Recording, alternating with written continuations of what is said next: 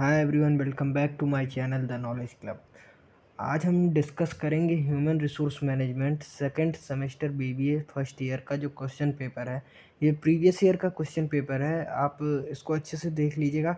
हम इसमें डिस्कस करेंगे कौन कौन से क्वेश्चंस हैं और किस टाइप से लिखे जाएंगे और कैसे लिखे जाएंगे।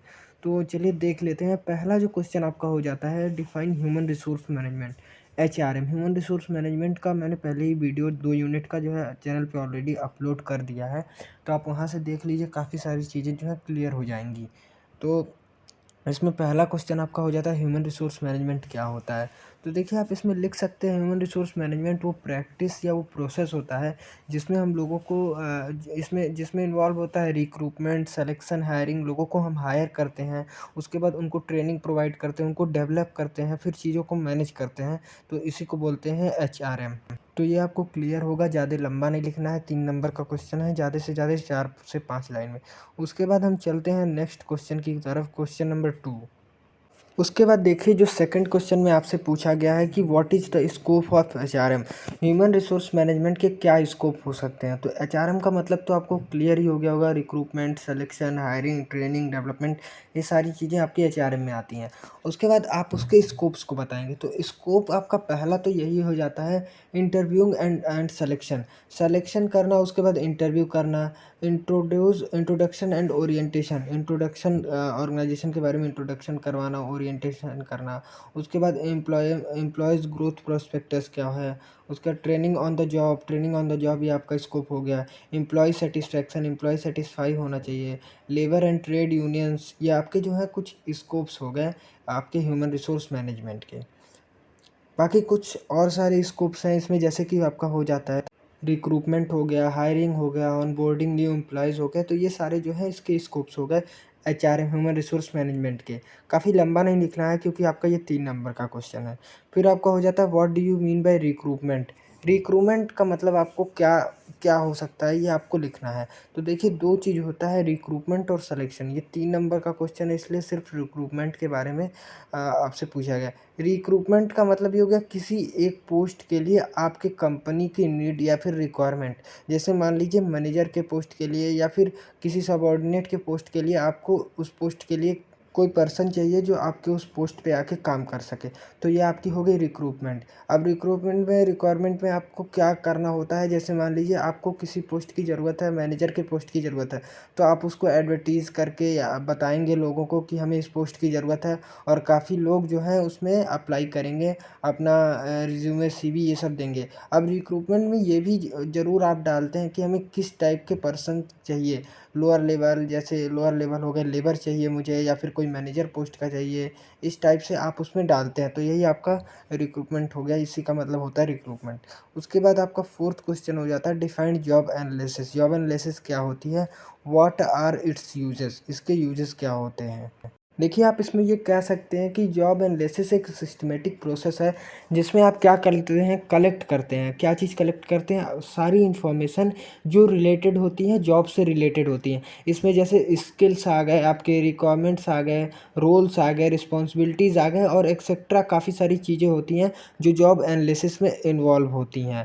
तो जॉब आप लिख सकते हैं, जॉब एनालिसिस एक सिस्टमेटिक प्रोसेस होता है जिसमें हम इंफॉर्मेशन कलेक्ट करते हैं अबाउट रिलेटेड टू जॉब, जो भी हमारी जॉब होती है उससे रिलेटेड। उसके बाद आपका फिफ्थ क्वेश्चन हो जाता है what do you mean by career planning. Career planning का मतलब क्या होता है। अब करियर प्लानिंग का मतलब हो गया कि एक इंडिविजुअल अपने करियर का कैसे प्लान कर रहा है। जैसे वो किसी ऑर्गेनाइजेशन में है तो वो क्या प्लान कर रहा है अपने करियर से रिलेटेड। अगर उसे ग्रोथ करवाना है, उसे और डेवलपमेंट होना है, तो वो कैसे करियर को लेके अपनी प्लानिंग कर रहा है। तो ये फिफ्थ क्वेश्चन आपका यहीं ख़त्म होता है। उसके बाद आपका सेक्शन बी जो है, शॉर्ट आंसर क्वेश्चन जो है, ये 7.5 नंबर के क्वेश्चंस होते हैं। आपको इसमें 3 साढ़े 3 पेज में लिखने होते हैं। तो इसमें से 3 क्वेश्चन से आपको सिर्फ 2 ही क्वेश्चन करने हैं। तो चलिए पहले इसमें देख लेते हैं पहला क्वेश्चन, जिसमें छठा क्वेश्चन है what do you understand by training, explain it's need and importance. Training से आप क्या समझते हैं, ट्रेनिंग क्या हमें हेल्प करती है, क्या इसकी ज़रूरत है, क्या इसका इम्पोर्टेंस है। तो चलिए इसके बारे में थोड़ा सा डिस्कस कर लेते हैं। अब ट्रेनिंग का क्या मतलब हो गया, जैसे आप मान लीजिए आप किसी ऑर्गेनाइजेशन में नए नए गए हैं और आप फ्रेशर हैं। तो अगर आपके पास कोई स्किल है तो आप आपको उस स्किल के बारे मतलब जो भी आपका जिस भी फ़ील्ड में आप आए हैं, आपको 1 हफ़्ते, 10 दिन या 1 महीने की ट्रेनिंग आपको मिलती है कि कैसे हमें इस चीज़ को यूज़ करना है।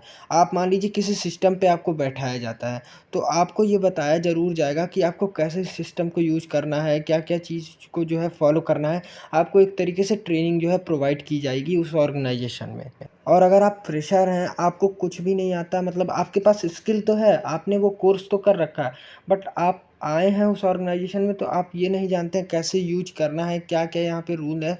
तो अगर आपको ट्रेनिंग नहीं दिया जाएगा, डायरेक्ट वहाँ पे बैठा दिया जाएगा सिस्टम में, तो आपको कुछ दिक्कतें आ सकती हैं। लेकिन आप अगर वही काम किसी और ऑर्गेनाइज़ेशन में करके आ रहे हैं तो आपको कहीं न कहीं ट्रेनिंग देने की ज़रूरत नहीं पड़ती है। आप 1 से 2 घंटे में या 1 दिन में सब कुछ उस ऑर्गेनाइज़ेशन के बारे में जान लेते हैं कि यहाँ पे कैसे यूज़ करना है, वहाँ पे कैसे तो ट्रेनिंग एक जो है मोस्ट इम्पॉर्टेंट चीज़ हो जाता है कि आपको ट्रेनिंग देना होता है, इससे आपका डेवलपमेंट होता है, एक जो एम्प्लॉयी होता है उसका डेवलपमेंट होता है। उसे हम टीच करते हैं कि कैसे आपको अपने स्किल को यूज़ करना है यहाँ पे, कैसे आपके अपने नॉलेज को यहाँ पे यूज़ करना है। तो ट्रेनिंग बहुत ही ज़्यादा इम्पोर्टेंट हो जाता है किसी भी ऑर्गेनाइज़ेशन के लिए और किसी भी एम्प्लॉयी के लिए जो एम्प्लॉयी आपके ऑर्गेनाइज़ेशन में आ रहा है, ताकि वो आपके वर्क को इफ़ेक्टिवली कर सके। अब इसमें देख लेते हैं कि ट्रेनिंग करने से हमारी जो है क्या-क्या नीड होती है, क्या-क्या इम्पोर्टेंस होते हैं। देखिए, अगर आप ट्रेनिंग प्रोवाइड करते हैं तो उससे जो है आपको आपको भी हेल्प मिलेगी, ऑर्गेनाइज़ेशन को हेल्प मिलेगी और एम्प्लॉयी जो आपके ऑर्गेनाइज़ेशन में आ रहा है उसको भी काफ़ी सारे जो है एडवांटेज होंगे। तो क्या इम्पोर्टेंस हो जाती हैं ट्रेनिंग प्रोवाइड करने से? देखिए, पहला इम्पोर्टेंस तो हो जाता है क जो एम्प्लॉयी का करियर अपॉर्च्युनिटी है, ये इम्पोर्टेंस या बेनिफिट आप कुछ भी कह सकते हैं। क करियर अपॉर्च्युनिटी जो है वो बढ़ जाता है। उसके बाद उस ज़्यादा अर्न करने लगता है वो। उसके बाद उसमें जो एक्यूरेसी होती है वो ज़्यादा बढ़ जाती है अगर आप ट्रेनिंग प्रोवाइड करते हैं। उसके बाद आप सेल्फ कॉन्फिडेंस जो है एम्प्लॉयी का बढ़ जाता है। अगर वहीं हम ऑर्गेनाइज़ेशन की बात करें तो वेस्टेज कम होते हैं अगर हम उन्हें ट्रेनिंग देते हैं तो। उसके बाद हायर प्रॉफ़िट होता है ऑर्गेनाइज़ेशन में। उसके बाद एफिशिएंटली वर्क कर पाता है। तो ये सारी जो चीज़ें हैं, ये सारे जो फैक्टर्स हैं वो आपको ट्रेनिंग प्रोवाइड करने से जो है ये फ़ायदे मिलते हैं, ये इम्पोर्टेंस होते हैं। देखिए, कुछ और इम्पोर्टेंस हो गए जैसे बेटर यूटिलाइज़ेशन ऑफ रिसोर्सेज़ अपने रिसोर्सेज़ का आप बेटर यूटिलाइज़ेशन कर पाएँगे। आप पहले ही बता दिया इंक्रीज़ प्रॉफ़िटेबिलिटी प्रॉफ़िट में इंक्रीज़ होगा। रिड्यूस एम्प्लॉयी टर्नओवर जो है रिड्यूस होगा। तो ये सारी जो है एटीट्यूड आपका पॉज़िटिव होगा। ये सारे जो है वो आपके ट्रेनिंग के फ़ायदे हैं, ट्रेनिंग की इम्पोर्टेंस है। उसके बाद हम चलिए आगे देख लेते हैं, आगे जो दूसरा क्वेश्चन है इसमें। देखिए वेजेस क्या होता है? यहाँ पे क्वेश्चन जो है इसमें लिखा हुआ है डिफाइन वेजेस तो पहले मैं बता देता हूँ वेजेस क्या होता है। वेजेस एक सम ऑफ मनी होती है जो कि पे कौन करता है? Paid by employer. किसको पेड करता है? स्टाफ को। जो भी हमारे स्टाफ जो भी हमारे वर्कर्स लेबर्स होते हैं उनको पेड और ये कॉन्ट्रैक्ट के हिसाब से जब आपके ऑर्गेनाइजेशन में वो लेबर एम्प्लॉई स्टाफ आते हैं तो कॉन्ट्रैक्ट बनता है कि इतनी सैलरी आपकी होगी। उस हिसाब से जो है वेजेस उनको पेमेंट किया जाता है। तो ये होता है हमारा वेजेस। वेजेस का मतलब ये हो गया। अब कुछ जो यहाँ पे फैक्टर्स आपके वेजेस के हो गए वो मान लीजिए ऐसे हो गए कौन-कौन से फैक्टर हो गए demand and supply. Demand and supply क्या होती है लेबर की। उसके बाद एबिलिटी टू पे उनके अंदर कौन-सी एबिलिटी होती है उस हिसाब से पे किया जाता है। उसके बाद लीगल कुछ होते हैं। फिर उसके बाद नेचर ऑफ जॉब। जॉब का नेचर क्या है उस हिसाब से आपको पेमेंट किया जाएगा। ऐसा नहीं है कि आप लेबर हैं तो आपको 50,000 सैलरी दी जाएगी। आप जिस हिसाब से आपका जॉब का लेवल होगा उस हिसाब से आपको अगर आप लेबर हैं तो आपको 15,000 10,000 ऐसे सैलरी मिलेगी। अगर आप मैनेजर हैं तो आपको 60,000 70,000 80,000 ऐसे सैलरी मिलेगी। वर्किंग आवर्स आप कितने समय तक वर्क कर रहे हैं ये भी काफ़ी ये सारे जो है फैक्टर्स होते हैं। उसके बाद कॉस्ट ऑफ लिविंग ये सारे जो फैक्टर होते हैं जो अफेक्ट करते हैं। तो ये आपका 7th क्वेश्चन था define wages explain the factor wages. Wages का मतलब आप समझ गए होंगे सम ऑफ मनी जो कि पेमेंट कौन करता है? एम्प्लॉयर करता है स्टाफ को, लेबर को, जो भी हमारे ऑर्गेनाइजेशन में होते हैं और किस हिसाब से करता है जो भी जब वो जॉइन करते हैं तो उस टाइम पे कॉन्ट्रैक्ट बनता है। आपका जो इसमें लास्ट क्वेश्चन है सेक्शन बी में 8th question explain the incentive wages plan of wages payment. Incentive क्या होती है? देखिए जब कोई भी एम्प्लॉई अपने काम से ज़्यादा वर्क करता है, मैनेजर को वो खुश करता है, अपनी ऑर्गेनाइजेशन में अच्छा काम करता है जिससे ऑर्गेनाइजेशन प्रॉफिट में आती है और जो है अपर लेवल के जो मैनेजर होते हैं वो खुश होते हैं तो वो उन्हें कुछ इंसेंटिव प्रोवाइड करते हैं, इंसेंटिव देते हैं उनकी परफॉर्मेंस से खुश होके। ताकि वो और भी ज़्यादा मोटिवेट हो सके, तो इसी को हम बोलते हैं इंसेंटिव। देखिए एचआरएम प्रिंसिपल कैसे कंट्रीब्यूट करता है, कैसे आपके ऑर्गेनाइजेशन में। देखिए पहले सबसे तो जो भी प्रोसीजर होता है हायरिंग का, उसे अच्छे से मतलब कंप्लीट करता है। उसके बाद आपका जो हो गया कंडीशन ऑफ एम्प्लॉय, जो भी एम्प्लॉय की कंडीशन है उनको समझता है, उनको सेट करता है। उसके बाद establish a policy with medical assistance and medical benefit. उसके बाद आपका हो जाता है training and development policy based on employee need के बेसिस पे ट्रेनिंग और डेवलपमेंट पॉलिसी जो है प्रोवाइड करता है। तो ये कुछ कंट्रीब्यूशन हो जाते हैं एचआर पॉलिसी के, एचआरएम पॉलिसी के। उसके बाद आपका जो 10th क्वेश्चन हो जाता है इसमें, उसके बाद आपका 10th क्वेश्चन हो जाता है job rotation, job enlargement and job increment are simply attempt by the manager to avoid individual at work. इसके बारे में आप कुछ कमेंट लिखेंगे, इसको अच्छे से पढ़ लीजिएगा क्योंकि ये 15 नंबर का क्वेश्चन है।